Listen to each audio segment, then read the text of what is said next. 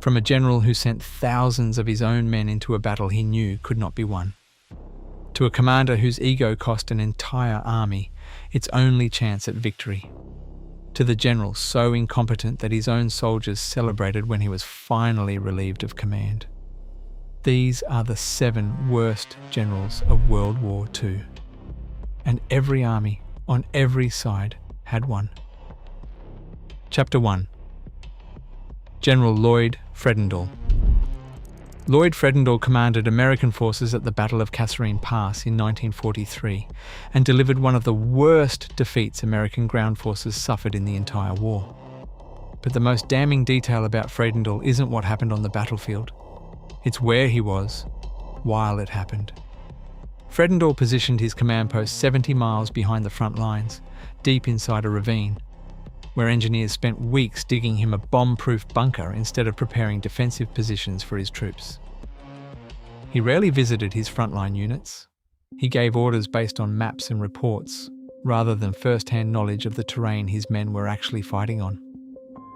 When German forces under Erwin Rommel struck at Kasserine Pass, American units were caught poorly positioned and poorly coordinated. Over 1,000 American soldiers were killed and thousands more captured or wounded in a defeat that shocked the American military command. Fredendall blamed his subordinate officers publicly. He never once acknowledged that his own distance from the fighting and his poor tactical decisions had set the disaster in motion. General Eisenhower relieved him of command shortly after. Fredendall was sent home and quietly promoted to a training position in the United States, never again given combat command for the rest of the war. The men who served under him didn't mourn his departure. Many of them said his removal was the best decision Eisenhower made all year. But Fredendall's failure was a single battle. The next general on this list spent years making decisions that cost his country an entire army. Chapter 2. General Maurice Gamelin. Maurice Gamelin commanded the entire French military when Germany invaded France in May 1940, and his decisions in the weeks before that invasion may have cost France the war before a single German tank crossed the border. Before we get to what happened at the front, you need to understand the strategy Gamelin built his entire defence around, because the plan itself was the disaster. Gamelin believed Germany would attack through Belgium using a strategy similar to World War I. He positioned the bulk of his best forces in northern France and Belgium to meet that attack head-on. What he failed to properly defend was the Ardennes forest, a densely wooded, hilly region that French military doctrine considered nearly impassable for tanks and heavy military equipment. German forces went through the Ardennes anyway. Within days, German armoured divisions broke through the weakly defended sector and raced toward the English Channel, encircling the best French and British forces that Gamelin had positioned further north. The French military command was caught completely off guard by the speed and direction of the attack. Gamelin's headquarters reportedly had no direct telephone communication with his frontline commanders for critical hours during the breakthrough. Coordination collapsed at the worst possible moment. France would surrender within 6 weeks of the invasion beginning. Gamelin was relieved of command days after the German breakthrough, replaced by another general who could do nothing to reverse what had already happened. He spent the rest of the war as a prisoner of the Vichy government and later Nazi Germany itself, held first in France and then in German custody until the war's end. Gamelin commanded the largest army in Western Europe and lost his country in 6 weeks. But the next general on this list didn't lose a country. He lost an entire army of nearly 300,000 men because he refused to listen to anyone who disagreed with him. If you're enjoying this list, subscribe now.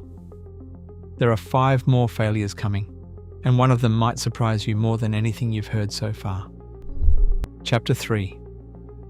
General Friedrich Paulus. Friedrich Paulus commanded the German 6th Army at Stalingrad, and his refusal to retreat when retreat was still possible led to the destruction of nearly 300,000 German soldiers.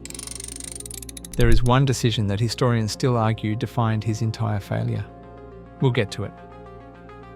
But first you need to understand how Paulus ended up trapped in the first place. By late 1942, Soviet forces had encircled the German Sixth Army inside the ruins of Stalingrad.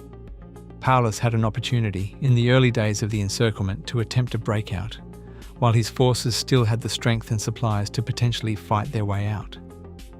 His own field commanders urged him to try. Paulus refused. He believed, based on assurances from Adolf Hitler and the German High Command, that his army would be resupplied by air and eventually relieved by a counterattack from outside the pocket. Neither happened. The Luftwaffe could not deliver anywhere near the supplies the trapped army needed to survive a brutal Russian winter. The relief force that was supposed to break through never arrived in sufficient strength. Paulus's men froze, starved, and were ground down by continuous Soviet attacks for weeks, while their commander waited for orders from a headquarters that had no real understanding of the desperation inside the pocket. Hitler promoted Paulus to Field Marshal in the final days of the battle, a promotion based on the unwritten German tradition that no Field Marshal had ever surrendered. The implied message was clear: die, rather than surrender.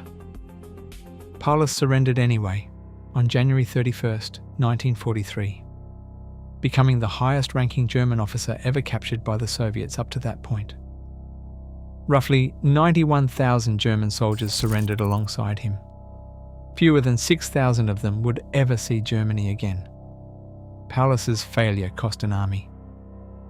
But the next general on this list made a decision so reckless it nearly cost an entire theatre of the war in a single afternoon. Chapter 4. General Mark Clark.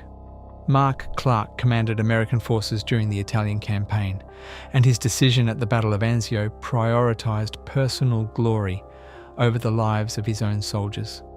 In June 1944, American and British forces had successfully trapped a significant portion of the German army in Italy, with a clear opportunity to destroy that force before it could escape and regroup. Clark's superiors had given him direct orders to cut off the German retreat route. Clark redirected his forces toward Rome instead. He wanted to be the general who liberated Rome, and he wanted American newspapers to print his name above the headline before any other Allied commander could claim credit. He diverted significant forces away from the mission of trapping the retreating Germans and pointed them at the capital instead.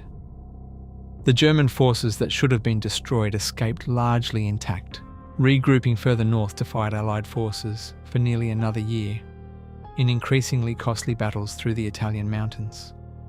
Clark got his headline. He rode into Rome on June 5, 1944, and the photographs of his triumphant entry ran in newspapers across America. The story ran for exactly 1 day. The very next morning, Allied forces landed at Normandy, and Mark Clark's moment of personal glory was buried beneath the biggest story of the entire war. Historians have spent decades since arguing that his decision at Anzio extended the brutal Italian campaign by months and cost thousands of additional Allied casualties, all so one general could see his name in print for a single news cycle. Clark's failure was driven by ego. The next general on this list failed because of something far more dangerous in command.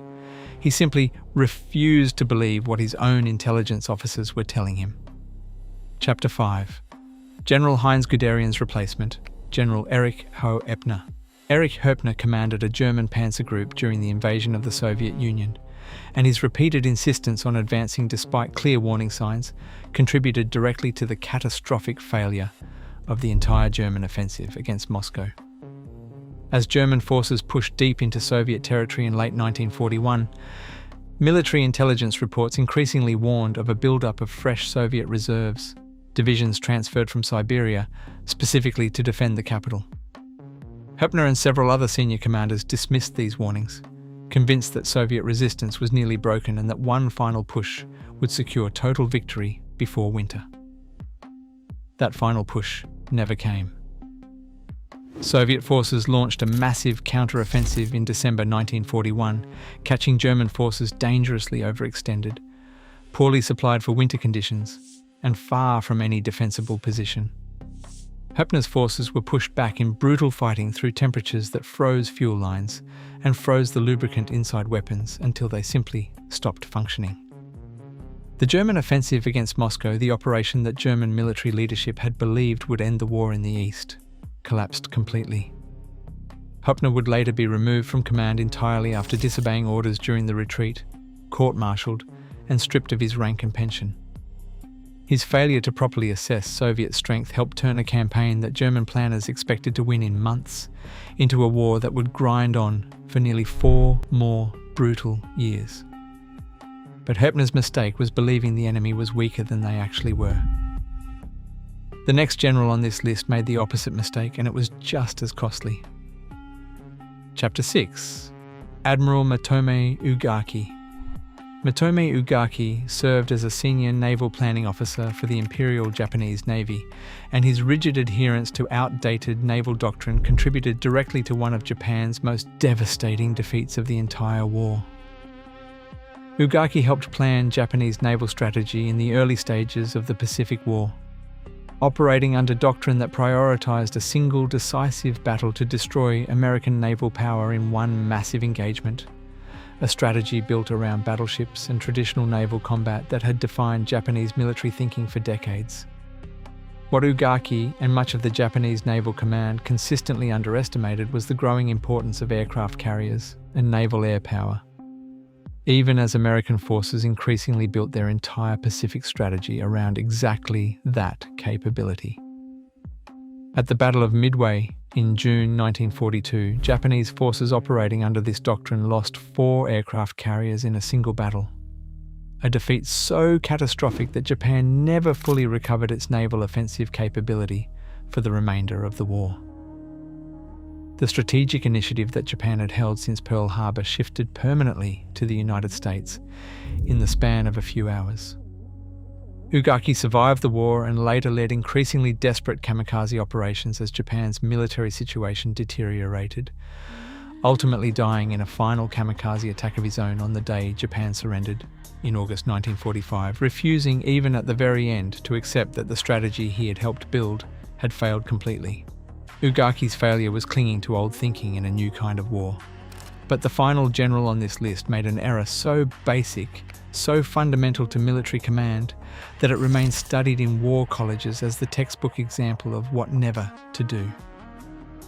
Chapter 7. General John Percival.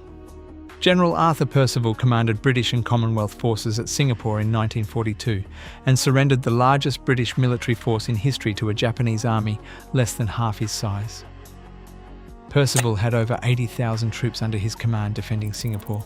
The attacking Japanese force, commanded by General Tomoyuki Yamashita, numbered roughly 30,000 men, significantly outnumbered, low on ammunition and stretched thin after a rapid advance down the Malayan Peninsula.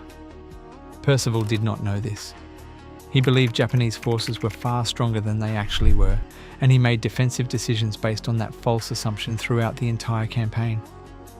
British defences had also been built primarily to repel a naval attack from the sea, leaving Singapore's landward approaches, the direction from which the actual Japanese assault came, significantly weaker. When Yamashita's forces crossed into Singapore and began their final assault, Percival's numerically superior force was already psychologically beaten.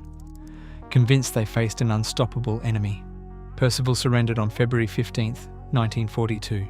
Winston Churchill called it the worst disaster and largest capitulation in British military history. Yamashita later admitted that his own forces had been dangerously low on supplies and ammunition during the final assault, and that a more aggressive, better informed British defence could very likely have held the city and forced the Japanese into a costly and potentially unsuccessful siege. Percival surrendered to an army he outnumbered nearly 3-1, defeated as much by his own assumptions as by anything Yamashita's forces actually did. 7 generals, 4 different nations, every major army of World War II represented on this list. Look at what actually connects them. Fredendall hid from his own battlefield. Gamelin built his entire defence around the wrong assumption. Paulus refused to retreat when retreat was still possible. Clark chased a headline instead of finishing the mission he was given. Hoepner ignored the warnings in front of him. Ugaki clung to doctrine the world had already moved past. Percival surrendered to an enemy weaker than he believed. Not one of these men lacked courage. Not one of them lacked resources, or rank, or authority. What every single one of them lacked, at the moment it mattered most, was the willingness to see the battlefield clearly instead of seeing what they wanted or expected to see. That is what made them the worst generals of World War II. And the men under their command paid the price for it.